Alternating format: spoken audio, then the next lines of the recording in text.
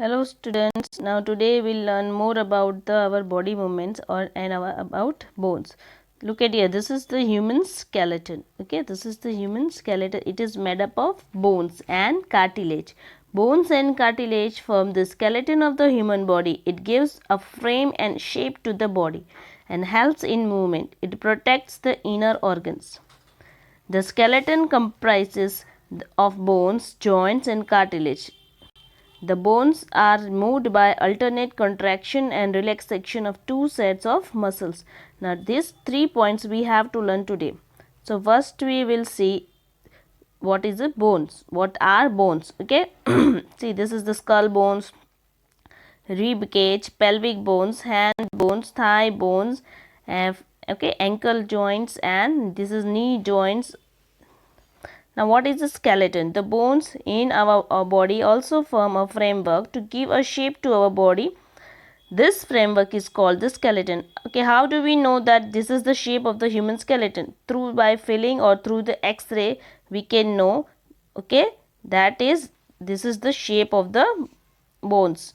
Okay, you might have seen some X-ray reports. Look at here. This is the X-ray image of ankle and knee joint. This is the bones of hands. Now you have to do one activity. Take a deep breath and hold it and feel your chest bones. So how you feel? You can feel like this. This is the rib cage. This is the rib cage. Look at it. How many ribs are there? Just count.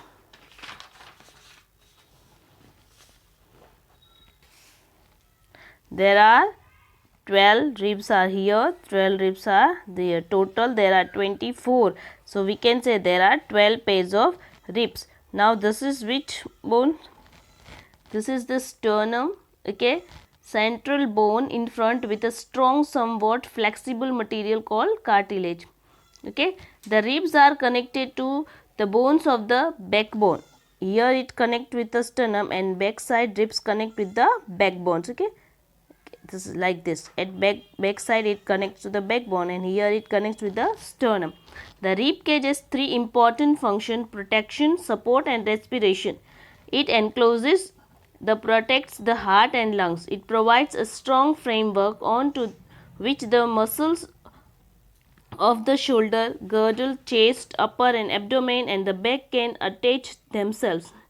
It is flexible and can expand and contract by the action of the muscles of the respiration. Now, what is the function of its protection and respiration and the attachment? Okay. See, this is the rib cage. Now, move ahead. See, this is the backbone. It is slightly S-shaped. Okay. Okay.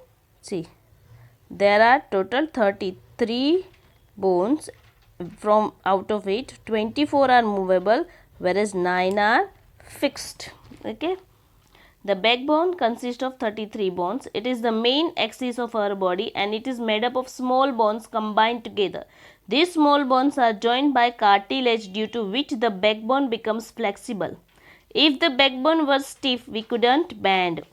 Okay, because of backbone is flexible, we can bend, otherwise we can't bend. Apart from this, the backbone also protects our spinal cord, which is the main component of our spinal system. It is upper end, it attached to the skull and provides support to the body. See, its upper part is joined with the skull at our which part? Neck part, and it is joined with the pelvic bones. Okay, so all the veins we have from our body grow from there is a hole in between it and it go upward side, and from brain it comes to the body. That is known as spinal cord. So the main function is to protect spinal system. Okay, now look at here. This is the shoulder joint. Which joint is here? Ball and socket.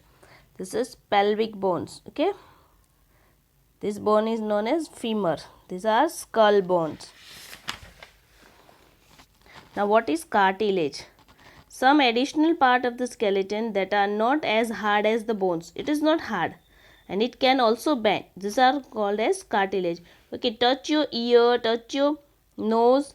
it is bones, but it can bend and it is soft bones, so it is known as cartilage. It also present in the between the joint of two bones. Okay, so it can easily move and easily flexible. Okay, skeleton is made up of many bones, joints and cartilage. We have learnt about the bones in our body and about joints that helps to move in different ways. What makes the bones move the way they do? Now let us find out. Make a first with one hand and bend your arm at the elbow and touch your shoulder with the thumb. Do you see any change in your upper arm? What will you see?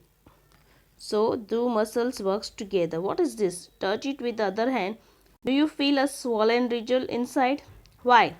This is the muscles. This is muscle. Why it becomes? Because the muscle bulk due to contraction. It becomes smaller. Why? Why this happen? Because when contracted the muscle becomes shorter, stiffer and thicker.